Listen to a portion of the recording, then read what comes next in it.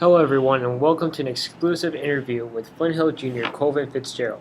Colvin is currently participating in an upcoming sport known as mixed martial arts, or MMA. So, Colvin, can you tell our audience a brief history of MMA? Well, MMA actually started out in the ancient Greek and Roman times. They had a sport. It was sort of like the Olympics, but they just competed in what's known as modern day mixed martial arts. They brought all different styles, striking, grappling, and wrestling.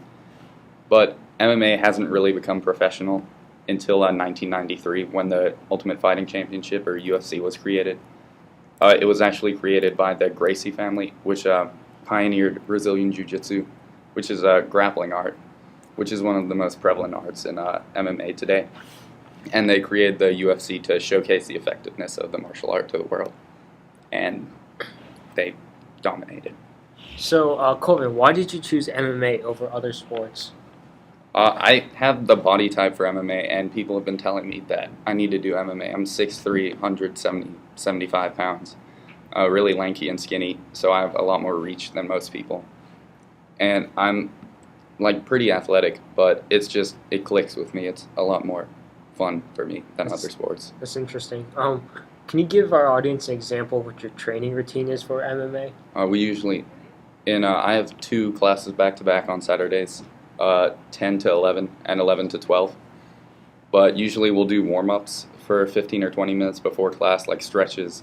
Doing splits, we really need to work on our flexibility for martial arts to be effective. We'll do jump ropes and we'll do runs.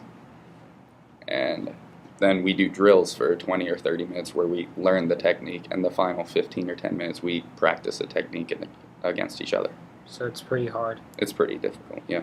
So, what type of competitions have you participated in? Currently, I've just gone inter-school competitions between academies, and nothing official as I'm 16 years old. I can't compete in 18 and older tournaments that are really the ones being showcased. And our last question is, what kind of people do you recommend MMA for?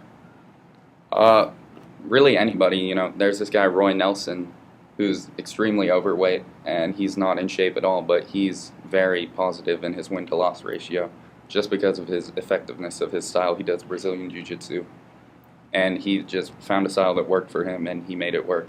All right, well, thank you for your time, Colin. All right, thank you.